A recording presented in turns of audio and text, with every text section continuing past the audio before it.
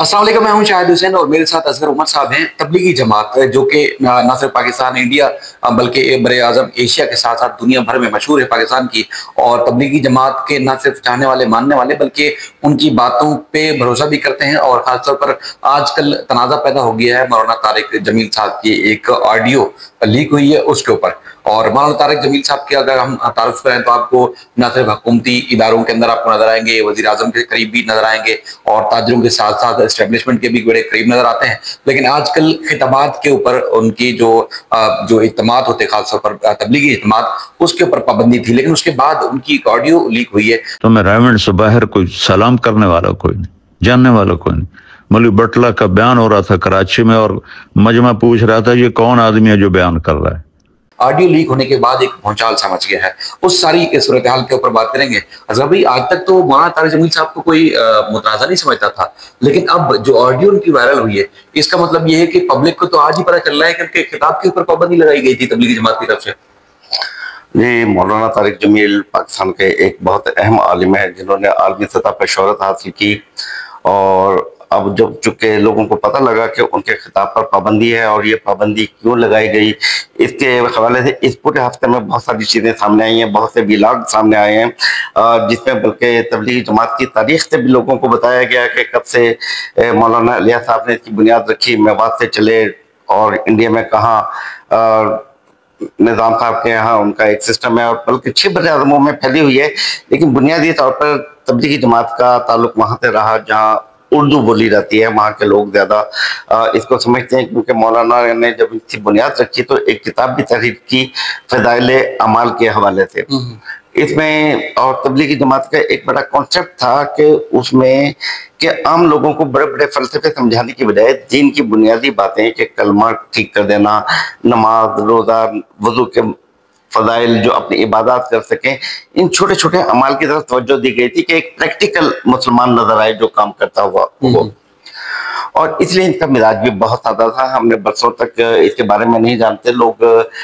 इसके जो अमीर होते हैं उसके बारे में नहीं जानते। अभी तक लोगों को ये नहीं पता था कि तबलीगी जमात के अमीर सिर्फ पाकिस्तान के अमीर होते हैं या आलमी सतह पर कोई और होता है, इंडिया में कहीं और है या बांग्लादेश में कुछ और है, क्योंकि इनका कोई सियासत से ताल्लुक नहीं था, अपने काम से काम लगते थे। और इनका एक बहुत मोटिव ये था, जैसा कि हमने कहा कि दीन के प्रैक्टिकल अमूर की तरफ ये तवज्जो रखते थे। और लेकिन सबसे बड़ा काम उनका जो था वो ये था कि नफ्स पर काबू पाते थे। कोई बड़े से बड़ा आदमी आता था, वो उसी जमात के साथ जाता था, वही अपना एक बिस्तर बोरिया साथ रखा और लोटा लटका हुआ ये जो एक लेकर जाते थे, इन पर लोग फब्तियां करते थे कि लोटे वाली जमात है, लोटा लेकर जाते हैं। लोटा इनकी एक पहचान होता था कि सफर में जिस तरह के भी हालात हों, कोई बहुत ज्यादा अहमियत के नहीं बल्कि एक सादा जिंदगी की ये नुमाइंदगी करते थे। तो अभी तक जो व्लॉग्स आए हैं, जो बात हुई है, वो इंडिया से लेकर यहाँ तक अब किस गिरोह में फर्क है, किस तबके में यहाँ पर ये जो जंग हुई इसकी बात हुई है। बात मौलाना तारिक जमील साहब की नहीं है, बल्कि बात एक बहुत बड़ी जो इस्लामी और दुनिया में इस्लाम से मुतालिक काम कर रही थी उसके एक सिस्टम के मुतालिक बात आई है। तो हुआ ये कि यहाँ पर तबलीगी जमात बहुत सारी जगह काम कर रही थी जहाँ इनके निज़ाम से, इनके सिस्टम से, दूसरे इनके सिलेबस से लोगों को इख्तलाफ था, वो भी होगा। लेकिन ये बात को भी सब मानते थे कि इनकी ज़िंदगी सादा होती है, बेरियाकारी नहीं होती, जो काम कहते हैं उसे अमल करते हैं। एक एक घर पर जाकर दरवाज़ा बजाते हैं, खा करोड़पति हो, लखपति हो, कोई गाड़ियों वाला हो, लेकिन जब वो जमात के साथ निकलते हैं उसे मस्जिद में जगह रखनी पड़ती है, वो होटल में नहीं ठहरते। और लोगों को तबलीग के लिए उनके घरों पे जाना पड़ता है। लोगों का रवैया कुछ भी हो सकता है, पॉजिटिव भी होता है, नेगेटिव भी हो सकता था, और वो सुनते थे। तो इस्लाम में दीन में सियासत बीच में कैसे आई और मौलाना साहब का असल ऑडियो है क्या, वो किसको पैगाम दे रहे थे, क्या बात कर रहे थे? वो ये कि मौलाना तारिक जमील ने यहाँ पर आके एक नए ट्रेंड को मुखातिब के वो तारुफ कराया था। सबसे पहले तो मौलाना तारिक जमील जिस तरीके से एक खतीब हैं, उनके एक अल्लाह ताला ने सलाहियत दी है, तो उन्होंने किस से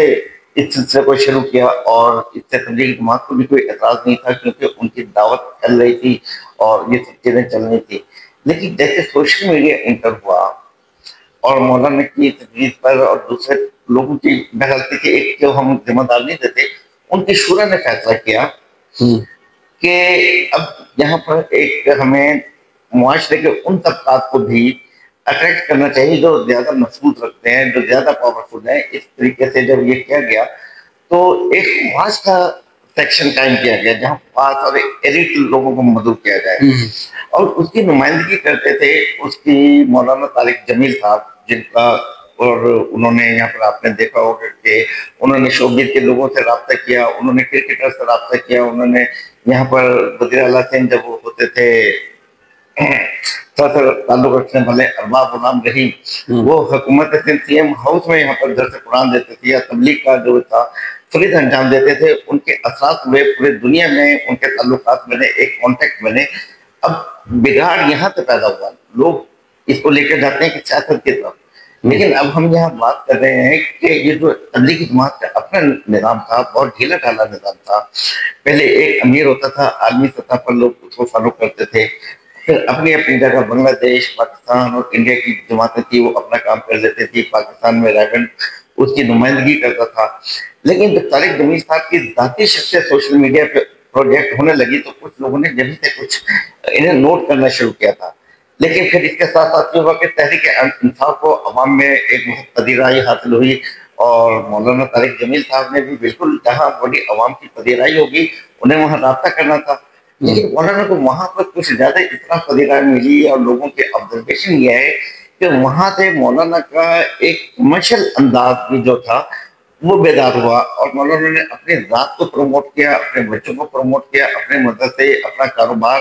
کروڑوں اربوں کا جو ہے وہ پھیلنا شروع ہوا.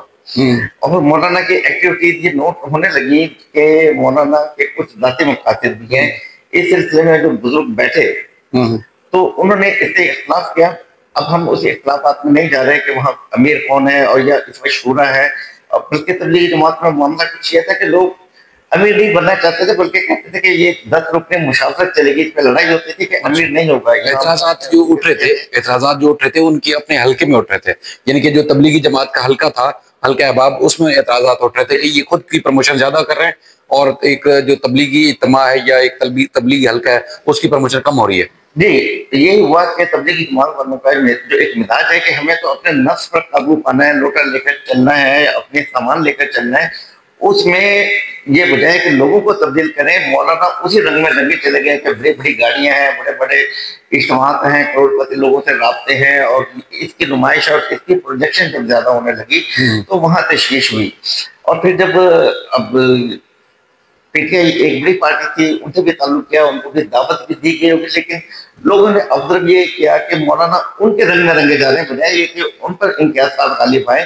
وہ تنظیم کو ان کے لیے استعمال کر رہے ہیں. اور اب جب پی ٹی آئی عطاب میں آئی تو جب آپ کو پتا ہے کہ جب کسی چیز میں مشکل میں ہوتی ہے تو پھر اختلافات اور کمزوریاں اسی وقت نمایاں ہوتی ہیں. اب پی ٹی آئی کی خواہش تھی کہ مولانا طارق جمیل ان کے لیے اپنے اثرات استعمال کریں، جبکہ تبلیغی جماعت میں دیوبند سے وابستہ لوگوں کی اکثریت ہے، تو انہوں نے اپنے کامیابی کے لیے کوششیں کی، اور وہ چونکہ دیوبند سے تعلق رکھتے ہیں تو وہ زیادہ کامیاب ہوئے، اور مولانا کے خطاب پر پابندی لگ گئی. یہاں مولانا کی شخصیت کا تعین اور فیصلہ یہ کرنا پڑتا ہے کہ بہت بہت عالم ہے، لیکن اسلام میں جو کچھ ہوا ہے کہ اگر امیر یا قیادت کوئی حکم دیتی ہے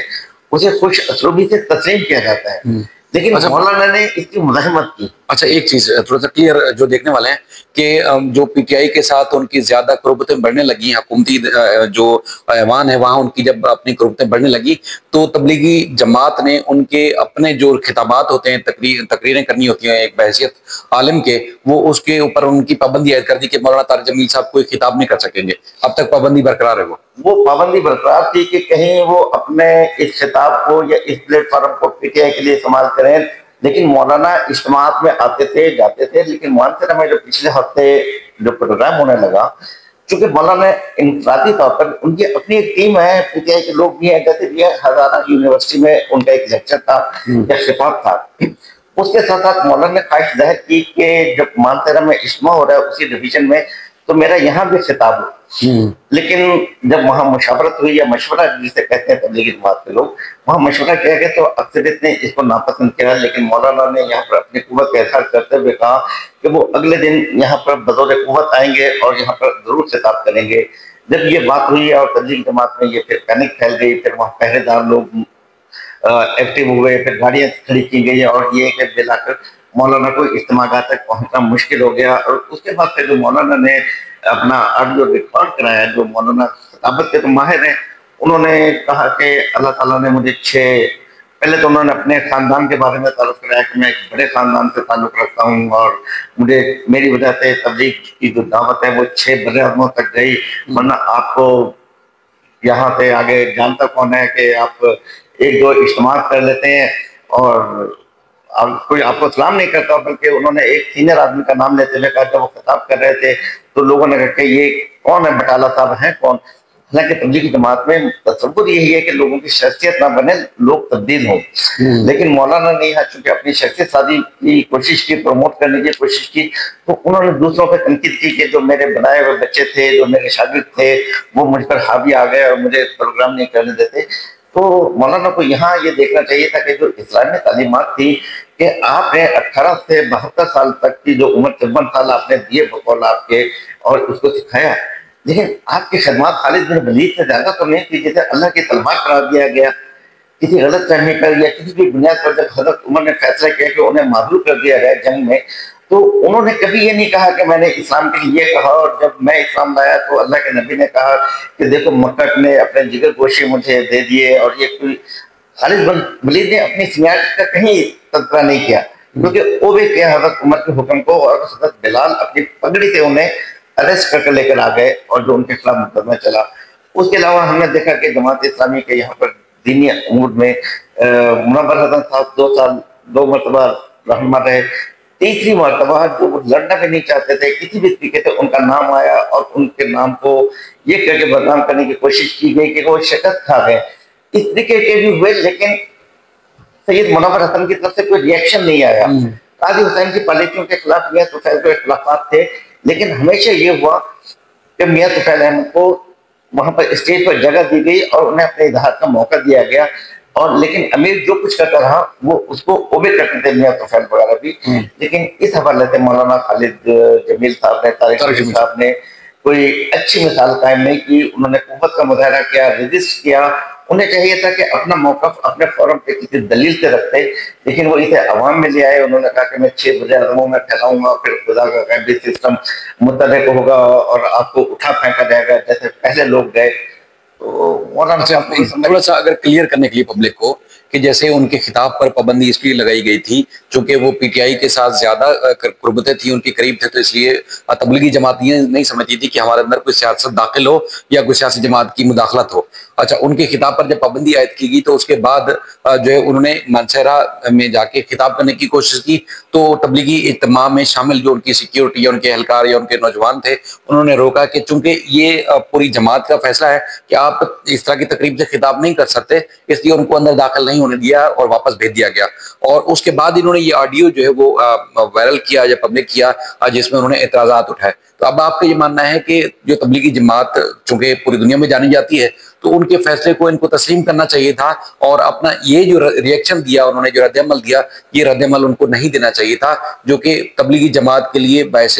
آپ کہہ سکتے ہیں کہ شرمندگی بھی ہو سکتی ہے، ایک ندامت، یا ان کے لیے ایک مزید جو ہے سمجھ لیں کہ لوگوں کو بات کرنے کا موقع مل سکتا ہے. تو ماضی کی آپ جو علماء کرام یا جس طرح جماعت اسلامی یا دیگر لوگوں کی جو آپ مثالیں دے رہے ہیں وہ بھی اسی تناظر میں دے رہے ہیں کہ چونکہ جو ایک جو ریاست یا جو ادارے یا فیصلہ کر لیتے ہیں یا سربراہان جو امیر فیصلہ کر دیتے ہیں ان کو چاہے کتنی بڑی طاقت کیوں نہ ہو اس کو تسلیم کرنا پڑتا ہے، وہ تسلیم کر کے خاموشی سے بیٹھ جاتا ہے. لیکن ایسا نہیں ہوتا کہ وہ خود سے ری ایکشن دے اور خود سے جو اتنا بڑا جو ایک تبلیغ کا جو ایک سیٹ اپ ہے اس کو جو ہے متاثر کرے اپنی اس طرح کی باتوں سے. بالکل، میں نے یہی کہنا تھا کہ جو کچھ بھی ہے اگر آپ ویو ہو سکتا ہے کہ آپ کے ویو ٹھیک ہوں، لیکن اس فورم پہ آپ جدوجہد کریں، دلائل سے منوانے کی کوشش کریں یا کوئی نیا پلیٹ فارم بنا لیں. لیکن تبلیغی جماعت کو یہ کہنا کہ آپ نہیں جانتے تبلیغ کیا ہے، آپ کو قرآن کا نہیں پتا، آپ کو سیرت کا نہیں پتا، ایک بڑا دائرہ ہے. ہمیں بھی اختلاف ہے تبلیغی جماعت سے، ان کے فضائل اعمال سے بھی اختلاف ہے، لیکن انہوں نے مسلمانوں کے ایک بڑی تعداد کو جوڑ کے رکھا ہوا ہے. اس اجتماعیت کو بکھرنا نہیں چاہیے، اس پہ دھبے نہیں لگنے چاہیے، اس پہ اختلافات نہیں ہونے چاہیے. چلیں آپ کا بہت شکریہ، اپنا فیڈ بیک ضرور دیجیے گا. اللہ حافظ.